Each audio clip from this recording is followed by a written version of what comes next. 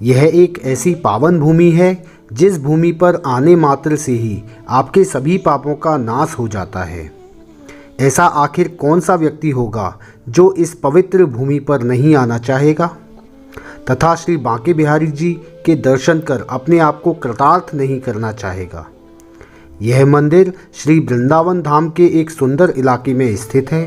कहा जाता है कि इस मंदिर का निर्माण स्वामी श्री राम जी के वंशजों के सामूहिक प्रयास से संवत 1921 के लगभग किया गया था। दोस्तों, बांके बिहारी मंदिर के दर्शन करने के लिए प्रतिदिन हजारों लाखों श्रद्धालु आते हैं, पर इसमें से बहुत कम श्रद्धालु यह जानते होंगे कि ये बांके बिहारी का जो मंदिर है वह कैसे बना, इसके पीछे की क्या कहानी है, कैसे यहाँ पर ये बांके बिहारी जी की जो मूर्ति आप देख रहे हैं ये यहाँ पर स्थापित हुई, निधिवन से बांके बिहारी जी की इस मूर्ति का क्या संबंध है, यह मूर्ति कितनी पुरानी है, सभी बातें इस वीडियो के माध्यम से जानेंगे मित्रों। तो बने रहिएगा वीडियो के साथ में। नमस्कार, मैं गोपाल चतुर्वेदी स्वागत करता हूँ आपका आपके अपने चैनल ब्रज आस्था में। और हम और आप आज जानेंगे बांके बिहारी जी मंदिर का संपूर्ण इतिहास, सारी कहानी। तो ध्यान से सुनिएगा दोस्तों, बने रहिएगा वीडियो के साथ में, अंत तक अवश्य देखिएगा। वीडियो अच्छी लगे तो अपने मित्रों के साथ शेयर अवश्य कीजिएगा। चलिए मित्रों, स्टार्ट करते हैं। मंदिर जब निर्माण किया था मंदिर का, तो उस समय पर किसी भी दानदाता का धन इस मंदिर में नहीं लगाया गया। स्वामी श्री हरदास जी विषय उदासीन वैष्णव थे। उनके भजन कीर्तन से प्रसन्न होकर निधिवन से श्री बांके बिहारी जी प्रकट हुए थे। स्वामी हरदास जी का जन्म संवत 1536 में भाद्रपद महीने के शुक्ल पक्ष में अष्टमी के दिन वृंदावन के निकट राजपुर नामक एक ग्राम में हुआ था। इनके आराध्य देव श्याम सलोनी सूरत वाले श्री बांके बिहारी जी थे। इनके पिता का नाम गंगाधर एवं माता का नाम श्रीमती चित्रा देवी था। हरिदास जी स्वामी आशुधीर महाराज जी के शिष्य थे। इन्हें देखते ही आशुधीर देव जी जान गए थे कि ये सखी ललिता जी के अवतार हैं तथा राधाष्टमी के दिन भक्ति प्रदायिनी श्री राधा जी के मंगल महोत्सव का दर्शन लाभ हेतु ही यहाँ पधारे हैं। हरिदास जी को रसनिधि सखी का अवतार भी माना गया है। ये बचपन से ही संसार से उबे हुए रहते थे। किशोरावस्था में इन्होंने आशुधीर जी से युगल मंत्र की दीक्षा ली तथा यमुना के समीप निकुंज में एकांत स्थान पर जाकर ध्यान मग्न रहने लगे। जब ये 25 वर्ष के हुए तब इन्होंने अपने गुरुजी से विरक्तावेश प्राप्त किया और संसार से दूर होकर निकुंज बिहारी जी के नित्य लीलाओं का चिंतन करने लगे। निकुंज वन में ही स्वामी श्री हरदास जी को बिहारी जी की मूर्ति निकालने का स्वप्नादेश हुआ था। जब स्वामी हरिदास जी निकुंज वन में रहते थे तभी इनको श्री बिहारी जी ने मूर्ति निकालने का स्वप्न दिया था। तब उनकी आज्ञानुसार मनोहर श्याम वर्ण छवि वाले श्री विग्रह को धरा की गोद से बाहर निकाला गया। यही सुंदर मूर्ति जग में श्री बांके बिहारी जी के नाम से विख्यात हुई। यह मूर्ति मार्गशीर्ष शुक्ला की पंचमी तिथि को निकाली गई थी। अतः प्राकट्य तिथि को हम बिहार पंचमी के रूप में बड़े ही उल्लास के साथ मनाते हैं। युगल किशोर सरकार की मूर्ति राधा कृष्ण की संयुक्त छवि या एकीकृत छवि के कारण बांके बिहारी जी के छवि के मध्य में एक अलौकिक प्रकाश की अनुभूति होती है, जो बांके बिहारी जी में राधा तत्व का परिचायक है। श्री बांके बिहारी जी निधिवन में ही बहुत समय तक स्वामी जी द्वारा सेवित होते रहे। फिर जब मंदिर का निर्माण कार्य संपन्न हो गया तब उनको वहां लाकर स्थापित कर दिया गया। सनाड्य वंश परंपरागत श्री कृष्णयति जी बिहारी जी के भोग एवं अन्य सेवा व्यवस्था में संभाले रहे थे। फिर इन्होंने संवत 1975 में हरगुलाल सेठ जी को श्री बिहारी जी की सेवा व्यवस्था संभालने हेतु नियुक्त किया। तब इस सेठ ने बेरी, कोलकाता, रोहतक इत्यादि स्थानों पर श्री बांके बिहारी ट्रस्ट की स्थापना की। इसके अलावा अन्य भक्तों का सहयोग भी इसमें शामिल रहा।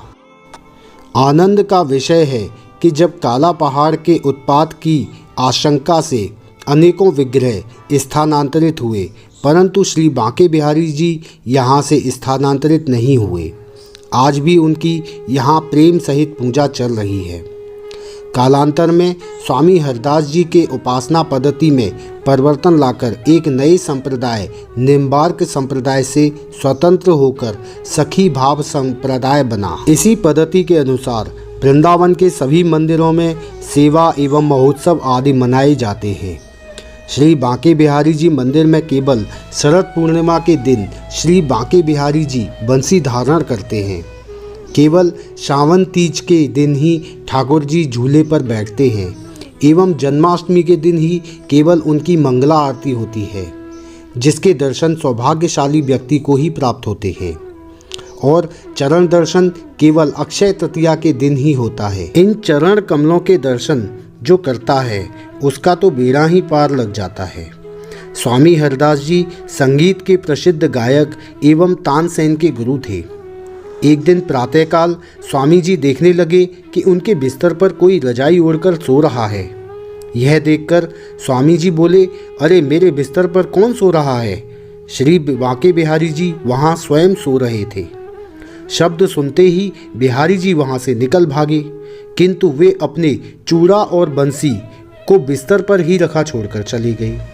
स्वामी जी वृद्ध अवस्था में दृष्टि क्षीण होने के कारण उनको कुछ नजर नहीं आया।